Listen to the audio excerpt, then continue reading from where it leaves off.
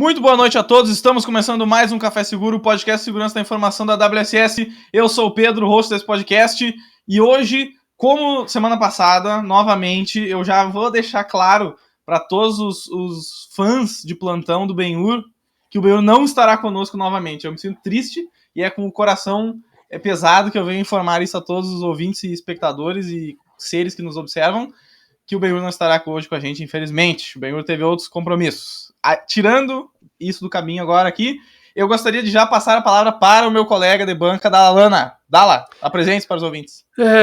Bom, boa noite, meu nome é Daniel Dalalana, hoje eu sou o admirador de paisagens da segurança, né? Porque é o cara, depois dessa paisagem que nós temos hoje, nosso convidado, rapaz do céu. Mas Pedro, olha só, cara, tu começa dizendo que os fãs do Ben-Hur, tu quer me... Cara, tu quer acabar comigo, né, cara? Aí tu passa a bola pra mim, tipo assim, ó. E esse aqui é o Dalalana. Entendeu? Isso. Tipo, e esse aqui... Toma. Aí é que é o que nós temos aí pra continuar o episódio. Pra compensar a falta do Então, Ben-Hur. Pedro, cara, legal. Mais uma vez estamos aqui juntos. Sim. E eu já vou passar de antemão, né, uma palavra, né, para o nosso convidado especial de hoje, que a gente respeita muito pela trajetória. Até brinquei, né, na nossa conversa prévia, anterior, né, brinquei com ele sobre algumas coisas, mas eu vou deixar em off esse papo aí, mas brinquei com ele sobre estação aí, cara.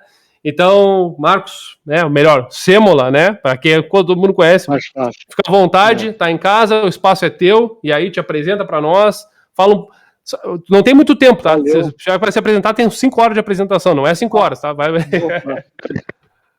Não, beleza. Aliás, o podcast começou acelerado, né? Pedro já passou a primeira, já foi pra quinta direto. Aí eu fiquei pensando, isso vai dar merda, porque eu sou acelerado também, cara. 2 acelerados ou 3, 3 vai dar 3, né? Mas é legal, gente, estar com vocês aqui, trocar uma ideia um pouco sobre segurança da informação. Deixa eu me apresentar brevemente. Eu estou nesse mercado há quase 30 anos, com experiências que se dividem entre o empreendedorismo, a consultoria e uma posição executiva, né, no setor de energia, particularmente. E nessa jornada, eu estou muito próximo dos profissionais, das associações profissionais e da academia, né? Eu leciono há 22 anos na FGV e acho que 2 ou 3 anos na Dom Cabral. Então, estou muito próximo. E é por isso que eu gosto de estar nesse tipo de conversa, de iniciativa mais solta, mais sobre o tema, né? Porque o nosso papel principal, depois de tantos anos, é poder ajudar educando, né? E trazendo conscientização sobre o tema para todo mundo, da criança que está iniciando uma vida econômica agora, o jovem, né? Até mesmo a criança que tá explorando esse universo digital cheio de risco, mas também os executivos que estão lá todo dia tendo que tomar uma decisão de negócio que envolve risco. Então vamos bater um papo sobre isso. Estou à disposição de vocês. Posso já largar aqui a primeira? Manda ver. Então, não, mas antes, tá, eu quero ver se tu vai ter o feeling, né, Pedro? O feeling, né? Já que ele deu a deixa, eu já antecipei antes. Tu vai ter esse feeling? Tudo bem, vai lá. Tem. Vai, por favor. É o seguinte, ó. Tem um comentário clássico que a gente faz sempre aqui, que eles brincam que eu sempre pergunto como é que tu começou na área de segurança da informação. Eu acho que achei que era isso que ele ia fazer, mas não é isso que nós vamos fazer agora. Já que tu tava falando já na último momento ali que tu falou sobre justamente lidar com riscos, e esse é um assunto que eu tenho bastante interesse em como se resolve esse tipo de coisa. Eu queria, talvez, se tu, para iniciar os ouvintes aqui, a gente poder começar essa conversa sobre gerenciamento de riscos, se tu puder dar uma breve introdução do que é gerenciamento de riscos, como é que tu vê isso, mas assim, o que eu sempre falo aqui é, tenta trazer para o lado mais pessoal possível. Faz a tua resposta sobre isso, que é o que os ouvintes gostam de ouvir. Legal, eu gosto de fazer analogias também, né? E como você falou em gerenciamento de riscos, essa é uma ciência que extrapola o universo da segurança da informação, tá? Risco é um fator onipresente, ele tá presente quando você nasce e continua te acompanhando em todos os momentos da tua vida, especialmente aqueles em que você toma decisões, porque as decisões, elas normalmente implicam em tomar mais ou menos risco, né? Então, vamos pegar um exemplo bem banal, que eu acho que é rotineiro, comum a todo mundo, né? É a sua casa. Você está dentro de casa todo dia, as pessoas voltam para suas casas. Ultimamente não tem nem saído dela, né? o home office. E dentro de casa você toma várias decisões, né? Você toma uma decisão, por exemplo, de cozinhar o seu almoço, né? E escolher que boca do fogão você vai cozinhar. E normalmente os fogões têm 4, 5 bocas, né? Alguns têm até 6. E raramente você usa todas elas. E aí eu pergunto a você, quando você escolhe a boca do fogão que você vai botar a panela para uma água para ferver, você pensa em risco? Eu penso. Eu penso porque eu desenvolvi pelo hábito a capacidade de observar vetores de risco quase em tudo que eu vejo. É claro que eu não vejo tudo, mas em tudo que eu posso enxergar risco, eu acabo enxergando, porque aquilo está muito no meu dia a dia. Então, eu raramente uso a boca do fogão da frente quando as de trás estão livres, porque a probabilidade de um acidente doméstico ocorrer numa boca da frente é muito maior do que uma boca de trás. Né? Tão simples quanto isso. Eu vou pegar um outro exemplo que eu fui afetado pelo tema. Né? Eu acho que há uns 10 anos atrás, eu assisti uma matéria do Jornal Nacional e falava de uma triste história de um casal que perdera o filho por um incêndio. Eles estavam dormindo, quarto das crianças com ar-condicionado, o do casal com ar-condicionado, o ar-condicionado do quarto das crianças pegou fogo e eles só conseguiram perceber o cheiro depois que a fumaça já tinha tomado por completo o quarto das crianças, passado por baixo da porta e chegado até o quarto deles.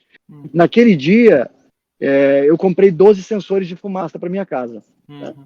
Eu tenho certeza que milhões de pessoas assistiram a mesma matéria, mas talvez uma parcela muito pequena tenha tomado a decisão tenha tomado a atitude de mitigar esse risco, que é um risco inerente de qualquer um que tenha filhos, que durmam em quartos separados e que tenha ar-condicionado. Então é isso, eu acho que a gestão de riscos, trazendo aí o tema para um ambiente muito mais amplo, né? E não apenas de segurança da informação, ele sustenta pela capacidade de perceber os riscos, de qualificá-los e, quando possível, quantificá-los. E aí é que entra a variável da equação, que é minha, é sua, do Pedro, sua, do Dala, que é o seguinte, é a sua tolerância àquele risco. Esse é que é o grande ponto.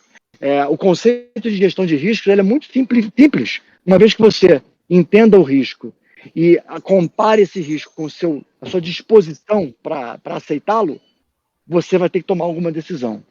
Permanecer como está, aceitar ou tomar alguma atitude. Aí vão existir várias possíveis. Tá? Não sei se ajudei o público. Ajudou, sim. É isso. Ajudou? Não, ô Pedro, voltando, eu quero também entrar nessas questões, e voltando que eu falei do feeling. Pô, o Semana vai lá e fala que, atua na academia, educação e... era esse feeling que eu tava me referindo, mas já que tu não teve esse feeling, mas é normal, né? Normal, a gente entende isso. Semana, obviamente, né, como professores, parabéns pelo Dia do Professor. Hoje a gente tá gravando em Dia do Professor, né? Dia 15, importante. Dia 15. Porque, principalmente falando de segurança, a tua fala me faz refletir bastante sobre essa questão bem educacional mesmo, sabe? De poder falar uma língua que é comum, e a educação é isso, né? É poder disseminar de uma maneira, cada qual de tal forma. E quando fala de gestão de risco, e aí entrando no mérito da discussão mesmo, beleza, entendemos que é gerenciamento de risco. Aí, eu quero, pensando na tua carreira, atuando aí, né, em uma grande empresa, né, no país, enfim, no contexto internacional, como é que tu vê a gestão de riscos nesse tipo de contexto? Um contexto grande, um contexto expressivo, como é que tu enxerga isso? Olha, vamos responder essa pergunta trazendo dados e trazendo uma percepção global do tema, né? Todo ano o Fórum Econômico Mundial se reúne e eles produzem um relatório, que é o relatório de riscos globais. Esse relatório ele é fomentado, ele é construído com a opinião de líderes globais, né, dos principais países. E esse relatório é composto por um gráfico super simples, que é o de probabilidade e impacto. E nesse gráfico eles explotam riscos de natureza tecnológica, social, econômica, natural, financeira, e percebe-se, no meio desse gráfico, tem mais de 30 riscos, que a cibersegurança ela aparece como top 5, né, lá naquele quadrante mais perigoso, que é o de maior probabilidade e de maior impacto. Uhum.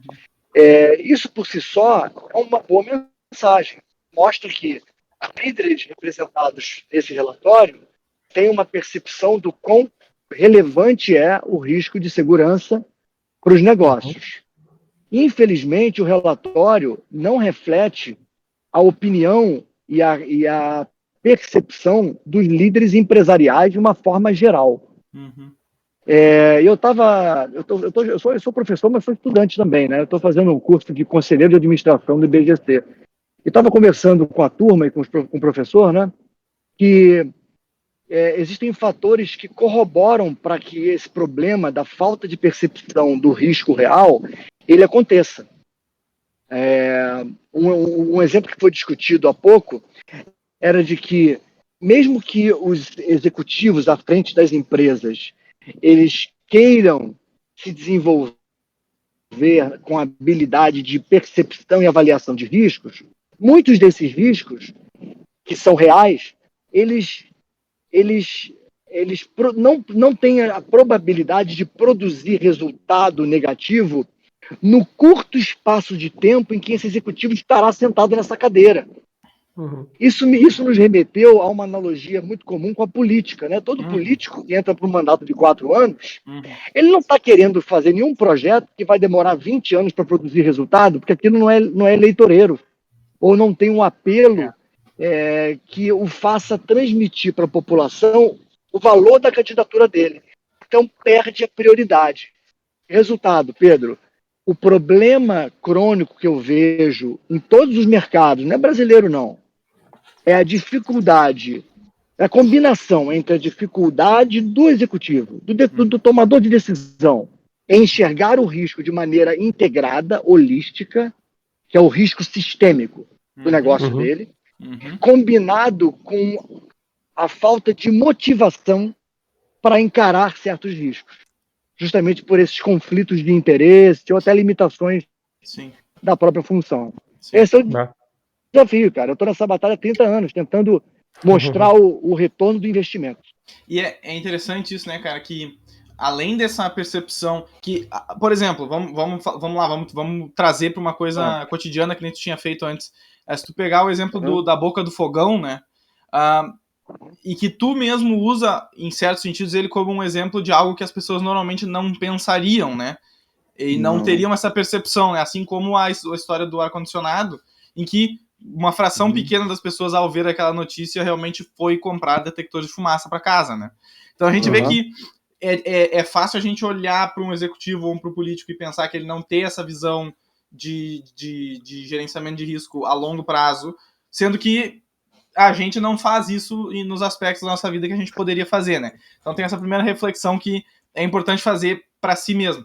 Mas uma segunda coisa interessante... pode falar?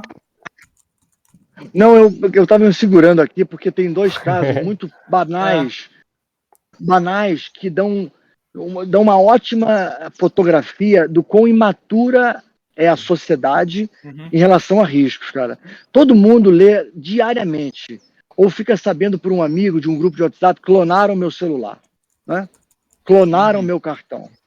E ninguém toma a atitude de pegar o seu cartão de crédito na carteira e colar uma fita adesiva em cima do código de segurança, que é uma coisa básica. Quantas vezes por ano você precisa saber o teu código? Coloca uma fita.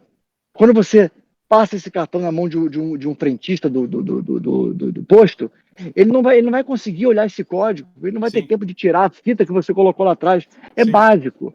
Quer ver um outro exemplo que me salta aos olhos, cara? Porra, que isso aí para mim é o pior sinal de imaturidade. Porra, o chefe de família, aquele cara que tem filhos, esposa, vai tocar de carro. Ele pesquisa tudo sobre o carro, ele vai na concessionária, ele escolhe cor, motor, som, pneu, o banco, e ninguém pergunta qual é o resultado do crash test, não pergunta sobre o número de airbags. E aquilo é para proteger a si próprio, quer dizer, a própria vida dos teus familiares, que é o ativo mais relevante que ele tem. Agora, que decisões esse cara vai tomar na empresa que ele lidera? Pô? Se ele, para a vida própria, ele não toma decisão baseada em risco. É isso, cara. Eu interrompi, mas acho que era a hora. Mas e Pedro, tu te lembra que a gente falou na semana, acho que foi no último episódio, a gente falou sobre a questão dos dados, vazamento, e sobre a questão do se questionar. Sim. Lembra? Sim. E aí, quando eu ouvi o Sêmola falar, me remeteu a isso, sabe? Que fica tanto essa notícia, Sêmola, até para te contextualizar, a gente estava conversando sobre... tu chega na farmácia, as pessoas te perguntam o dado, e aí nós estávamos debatendo sobre... nós estávamos debatendo sobre assim, tá, mas é o dado, é CPF, não sei o que, qual é a importância e tal. Mas nós estávamos discutindo que a questão não está na importância, mas na pessoa se questionar por que eu vou falar alto o meu CPF na farmácia, e eu acho que tem a ver com esse movimento que tu tá falando, sabe? Falta esse... É prévio, não é o CPF, é prévio, é isso aí, é se questionar, poxa, tu vai comprar o carro, tu não pensa nesses detalhes, né? Então, Manda ver, cara. Não, é isso aí, eu não tava refletindo sobre isso, mas eu fiz essa analogia porque... Mas olha, gente, eu não posso dar uma aqui também de que sou o cara mais evoluído em termos de consciência de risco. Né? Sim. A gente tem que entender o contexto. Eu tô há 30 anos pensando nisso, né? Eu desenvolvi a software de automação comercial e eu pensava em fraude de estoque, de fluxo de caixa. Então, eu vivo isso há muito tempo, né? Até passar pela consultoria, por uma empresa de petróleo e tudo mais. A gente tem que entender e reconhecer que a sociedade está passando por uma transformação. Eu não vou chamar de digital porque ela é digital, é notória, né? Uma transformação que tudo é muito novo. Sim. Então, para fazer com que cada um que entra numa farmácia, ele tenha a sensibilidade de perceber que ele não deveria dar um dado individual, que é o CPF dele, só em troca de um desconto que não é nem garantido. Ele pede primeiro o CPF e depois vê se pode dar o desconto.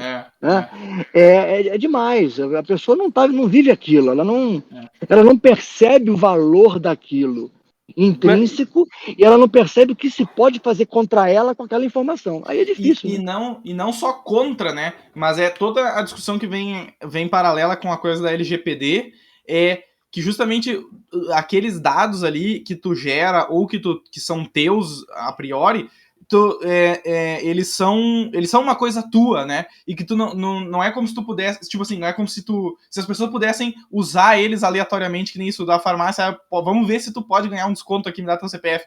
Tipo, não é assim que isso deve funcionar, né? Não é assim que isso deve funcionar. E essa percepção, essa sensibilidade foi uma escolha de palavras muito boa. Essa sensibilidade das pessoas de como lidar com os dados que elas têm ou que elas geram é uma coisa que nós tá muito no início, muito início. Pois mas eu tô pensando aqui, eu tava pensando agora numa coisa. Tu falou 2 vezes sobre isso. 30 anos pensando sobre isso, sobre vivendo e tal, e não sei o quê. Aí tem o caso da LGPD, obviamente, para quem não sabe, tem aí o teu curso lá e tal, beleza. Mas assim, tu falou, a gente tá passando por uma transformação. Para ti que tá há 30 anos respirando esse tema, vivendo esse tema, tu não acha que essa transformação tem um feeling de que parece que é agora, que é a lei, que é recente, que é de 2 anos, que aconteceu o vazamento, só que estamos discutindo coisas que, né, tu mesmo certamente tem esse contato há muito mais tempo. O que tu acha sobre isso aí? Só um segundinho. Vai. Tivemos problemas. É isso aí. Aí, voltou. Voltou. Olha só, turma, é o seguinte, essa pergunta é ótima, tá, Dala, pelo seguinte. Eu gosto muito de enxergar a coisa dentro de um contexto maior, né? Eu acho, sim, que os líderes empresariais, os indivíduos em geral, estão muito mais maduros hoje em relação ao tema do que estiveram há 30 anos atrás.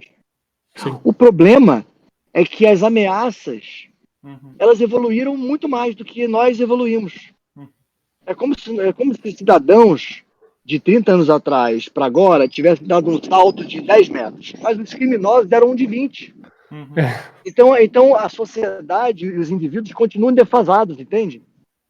E esse é o problema. Agora, que você trouxe para a pauta aqui é decisivamente alavancador, né? Quando você coloca uma lei em vigor e essa lei impõe direitos, deveres para as empresas, direitos aos cidadãos, e com relação à lei não se negocia, ela tem que ser cumprida, né? Isso acelera, isso é um acelerador da consciência, muitas vezes por força das consequências do descumprimento. O mesmo aconteceu com o cinto de segurança. Assim, há 30 anos atrás, o cinto era um utensílio descartável, né? Hoje, as crianças, por menor que sejam, elas entram no carro dos seus pais e notam o pai sem o cinto e falam, pai, não vai botar cinto? Já virou parte da cultura. Mas não porque o pai evoluiu depois de 3 propagandas na televisão. O pai evoluiu porque foi multado, e falou, caramba, eu tenho que mudar alguma coisa. Né? Até que aquilo virou parte da cultura. Então, estamos em rota de melhoria, sim, mas ainda vejo um pace, né? Eu que gosto de corrida, de Ironman, de teatro, eu vejo um ritmo, um pace menor do que o pace dos criminosos, dos grupos organizados, dos fraudadores. Esse é o problema. Eu vou pegar o teu gancho da corrida e vou jogar uma analogia com a conscientização e com a educação, e treinamento e segurança, que afinal, né, faz parte desse processo de aculturamento. Vou te dizer o seguinte, fazendo analogia com a corrida, tá? O pace, além da importância do pace, que deveria ser, né, a gente deveria estar fazendo isso muito mais rápido, tu não acredita que a distância também, ela é muito maior do que as pessoas acham do que é hoje em dia? Que elas acham que precisam correr muito menos do que acham que deveria correr para mudar a cultura, né? Cara, a gente não combinou esse bate-papo, né? Com roteiro, mas a pergunta cai como uma luva, porque olha só, repara bem. Pensa no seguinte: o criminoso e o não criminoso saíram correndo, né? Deram uma largada, né? Deu um tiro de largada. Saiu correndo. O criminoso, ele está correndo num pace de 5 minutos por quilômetro. E o cidadão, seja ele usuário ou executivo de uma empresa, ele está correndo a um pace de 7 minutos por quilômetro. A cada quilômetro, eles vão ficar mais distantes. Concorda? Concordo. Você imagina a projeção da distância dos dois depois de uma maratona com 42 quilômetros. Dá para calcular. O problema é que, além do pace estar diferente, a maratona está ganhando distância. Não é mais de 42, é de 50, é de 60, é de 70. E isso vai também crescendo numa velocidade muito grande. Eu vou trazer um exemplo prático, tá? Um exemplo prático. Nós estamos aqui agora, no Brasil. Tenta imaginar o pior tipo de ataque cibernético possível, provocando o pior dano possível numa empresa no Brasil. Okay. O que você pode imaginar? Caramba, esse ataque vai interromper o meio de pagamento de um banco. Caramba, o negócio é sério, né? Vai tirar do ar um e-commerce. Pô, sério também, a empresa é só disso, né? Só de e-commerce. Né? O ataque vai roubar segredos de negócio de uma empresa de petróleo. Legal, vai. É o que a gente pensa hoje. Para mostrar que essa corrida está ficando mais distante, daqui a pouco tempo, muito pouco tempo, um ataque desse vai desligar o abastecimento de energia de uma cidade inteira. Ou vai interromper as comunicações de um país inteiro. Ou paralisar as fábricas de uma mesma montadora em todos os continentes. Porque nós estamos migrando para o OT, IoT, tudo interconectado, né? Então, a analogia que eu faço com isso é que isso representa a tal corrida que não chega com o número 42, né? Sim, Você corre, cansa, e cada vez mais esticam a linha de chegada. É o que está acontecendo. Pedro, antes de tu perguntar, só a título de curiosidade, Sema, qual é que tá o teu pace hoje em dia? De corrida? Cara, eu sou um pace moderado. Sou um pace moderado porque eu quero correr, eu quero ir longe. Então eu corro a 5h15. Ah, mas tá mais bom. ou menos 5,15. Já fiz 4,90, mas não é habitual, não. Não, dá uns 12 km por né? Uns 12 por hora aí, né? Uns 12 Dá. km. Eu já fui melhor bacana. nisso, tá? Já fiz alguns Ironmans. Agora eu tô mais devagar. Tô Que massa, que short massa. Ironman é sinistro. Vai, Pedro. É uma coisa complicada. Não, cara, seguinte, né? Essa ideia da corrida esticar conforme o tempo passa é uma coisa interessante. Porque se tu for parar a pensar esse exemplo de automação, né? De fazer cada vez mais processos industriais, principalmente levando nessa linha, ficarem automáticos, tu vê que a gente tem. É aquela velha história, né? Que isso não é uma coisa muito nova. Mas tu tem mais recursos nas mãos das pessoas, tu tem mais capacidade de influenciar o mundo, de fazer mudança, de fazer coisas, né? E cada vez mais loucamente, assim, rápido e com conexões muito densas, assim, né? E aí, só que é aquela coisa, a quantidade de capacidade das pessoas de lidar com isso não aumenta. Pelo menos não na mesma proporção. Não no mesmo ritmo. Exatamente. E aí, isso cria uma tensão, assim, em o quanto pode se andar para frente, ao mesmo tempo, o quanto tu tem que saber o que tu tá fazendo. E aí entra, justamente, o que a gente tá falando, não só... E aí eu trago uma coisa mais polêmica. Não só nós estamos pensando em criminosos e pessoas que atuam à margem da lei, né? Mas hoje em dia, o que a gente vê e que tem inúmeros documentários e posts e artigos e um monte de coisa, tudo que tu quiser imaginar em qualquer mídia, sobre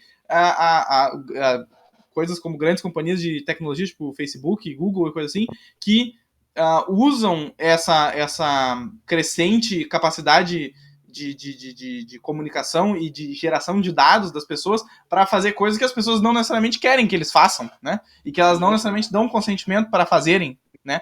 E, ao mesmo tempo, o pessoal tá indo lá, né? Eles vão cada vez mais rápido nisso. Então fica uma coisa muito... É um jeito de pensar pro futuro, assim, que é muito distante ainda de nós, eu acho, né? Assim, é uma boa discussão, sabia? Enquanto eu estou te ouvindo falar, vão surgindo analogias na cabeça, né? É como se nós tivéssemos uma montadora de automóveis, né?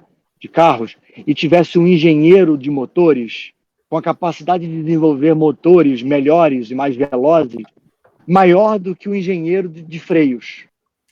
Então, o que está acontecendo é isso. Os carros estão ficando mais velozes, mas os freios não estão ficando melhores na mesma proporção dos motores. Então, dirigir um carro está ficando mais arriscado, entende? Sim. E aí, para fazer essa brincadeira do risco sistêmico, do risco multi-país, eu agora me lembrei daquela brincadeira de criança de montar dominó, né? Que você botava dominó em pezinho e para derrubar uma peça e ele automaticamente derrubar os outros. É como se nós vivêssemos hoje num cenário em que as empresas são pequenos jogos de dominó. Eles estão empilhando as pecinhas, as empresas mais automatizadas têm mais dominós, as menos têm menos dominós. Quando você aciona um dominó, eles vão derrubando os demais. Nós estamos entrando num cenário em que os dominós das empresas se conectam. Que se conectam com dominós dos países. E aí, o que vai acontecer? Um dominó de uma empresa lá na Ásia, que fornece um componente para o teu produto aqui no Brasil, quando o dominó dele cair, vai derrubar o teu dominó aqui. Então, o efeito sistêmico de um risco materializado vai ser um negócio absurdo. Por isso que de novo, na analogia do dominó, adorei essa analogia do dominó. Eu vou escrever um post sobre isso. Como é que você, olha só, vocês já montaram esse jogo dominó, né? Sim, como é que a gente evitava o risco do dominó? De montar esse esquema com muitos dominós. De tantos em tantos, você botava uma barreirazinha. Você se ligou no negócio? Sim, você botava uma barreira, porque vai que você tremesse lá e derrubasse, você ia perder uma carreira de 10. Então é isso, gente. Segurança é botar controle. Desculpa aí, ó. Não tem problema. Tá tudo ok, não tá ouvindo. Legal. Então o que acontece? Cara, é efeito dominó. Sim. E esse efeito é dentro da empresa, porque ela está se automatizando mais, dentro da sua cadeia produtiva, até que chega a ser um risco global, sistêmico, né? Pela interconexão e interdependência de empresas. Sim. Cara, e tu vê como isso é estranho, né? A pessoa pensar nisso. É que nem... Isso até um negócio que tu tava falando, enquanto tu tava falando essa questão de que agora tá acontecendo isso, de que o dominó das empresas ele começa a se conectar com de países e com de outras estruturas para cima e para baixo em complexidade, assim, né? Tu vê, eu comecei a voltar um pouco para trás, assim, ver como é que era o surgimento dessa noção de empresa e de grupos de pessoas para fazer determinados projetos e tal, né, coisa assim, que eram coisas locais realmente, né, eram coisas que só afetavam uma região imediata, assim, em volta, né, e aí hoje em dia, e isso é uma coisa que, claro que é uma discussão massificada já, em certos sentidos nós estamos chovendo no molhado aqui, em certos sentidos, nesse aspecto da interconectividade, mas tu vê que, e trazendo isso para a área de segurança, que daí eu acho que é o mais importante, nós não temos um preparo para isso moderno, né? Nós não temos uma solução, que nem você está falando, não tem um freio que seja... É como se a barreira que tu coloca no dominó, ela seja só tipo um dominó maior, alguma coisa assim, que se bater com força suficiente vai derrubar, né? Vai derrubar. Então, a gente fica nessa de, não sabe bem como implementar esses controles, né? E o que fazer exatamente para segurar e segmentar essa rede de dominós, né? Mas um outro detalhe que vem junto nisso e é uma coisa que, voltando lá para o início da discussão que eu estava pensando agora, que é como é que a gente demonstra para as pessoas que existe esse dominó e que existe a necessidade de não fazer todos os dominós encostando em todos os dominós. Porque isso causa, assim, eu tô falando um pouco abstrato, né, mas isso causa, se tu implementar processos, né, ali controles que sirvam para aumentar a segurança daquele sistema, né, seja lá o que for,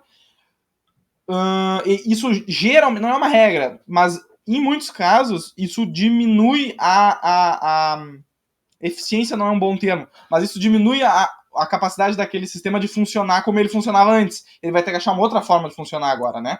E isso cria uma inércia, né? Não, Pedro, o que eu comentar é que quando eu pensei, né, ô Sêmula, assim, ó, tu pode usar, já que tu criou analogia aí, pode usar, mas agora nós estamos compartilhando entre nós, não tem problema. É assim, ó, o que eu pensei, além do obstáculo que tu coloca entre os dominós, eu pensei que, de certa forma, a segurança também pode ser o que dá o espaçamento entre os dominós para justamente eles não se tocarem um no outro, e aí os riscos não se relacionam, né? Talvez seja um movimento que... Olha só, tu trouxe um negócio interessantíssimo, porque olha só que coisa curiosa. Olha o dilema que o Pedro comentou, que se conecta com o teu exemplo, tá? O que é uma empresa com poucos dominós? Uma empresa pouco automatizada, pouco conectada, pouco interligada. É uma empresa mais segura. Né? Perfeito. O que é uma empresa com vários dominós, mas que, por temeridade, ela escolhe distanciar alguns deles para que eles não se toquem? É uma empresa que demonstra querer inovar, mas está com freio de mão puxado, porque é aquela história, eu quero automatizar, quero inovar, mas quando o assunto for pagamento de fatura, eu quero que imprima a fatura, mande lá a secretária na minha sala, eu vou analisar, ligar para o dono, e só vou mandar o pagamento depois. Essa é a pseudo-inovada, né? Automatizada. Modernizada, automatizada. Então, é o dilema, gente. O dilema é: que risco eu tenho que tomar de acordo com o que o mercado me exige hoje? As empresas e os líderes mais conservadores vão estar mais seguros, mas vão morrer seguros, porque o mercado não tolera o conservadorismo, o processo manual, o processo assim, o mercado não tolera aquela empresa que espera fechar o dia para controlar estoque. A empresa não tem nem mais estoque. Hoje o time to market é outro.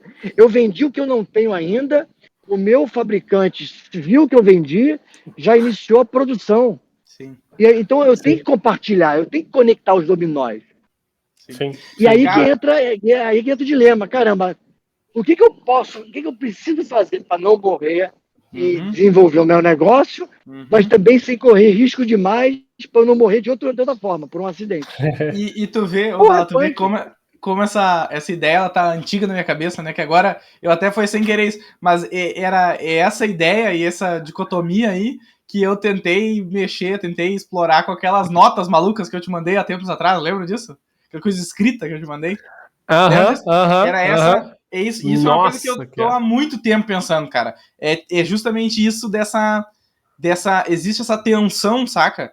E isso que o Semola tá falando eu acho que tipo, bota aponta bem esse problema que eu vejo, que é não só tem a questão de que uma empresa pequena, uma empresa que não escolhe ter muitos braços digitais, uma empresa que escolhe não ter esse tipo de interação automática e digital, né, e mais online, ela é mais segura, né? Ela é mais segura. Só que ela se priva de todos esses benefícios, né? Ela escolhe o risco, a avaliação do risco ali que eles fazem justamente é esse, né? Não acessar esses benefícios para não ter que lidar com essa dor que pode causar, né? E como que... Porque aí que tá. O meu objetivo final em tentar entender isso é pegar essas empresas e conseguir colocar, ou qualquer outra organização, assim, e conseguir provar para elas que é possível entrar estar num meio mais conectado, em um meio mais digital, e conseguir mitigar, reduzir e provar que pode ser feito de uma maneira que não comprometa a empresa, não comprometa o funcionamento dela, entende? Só que isso, como é que se faz isso, saca? Olha só, é fácil explicar, é difícil de fazer. A explicação ela segue um roteiro até previsível. O roteiro é o seguinte, vamos tentar simular um cenário aqui, tá? Eu sou presidente do conselho de uma empresa, ou sou o CEO dessa empresa, e eu recorro a um especialista para falar de segurança.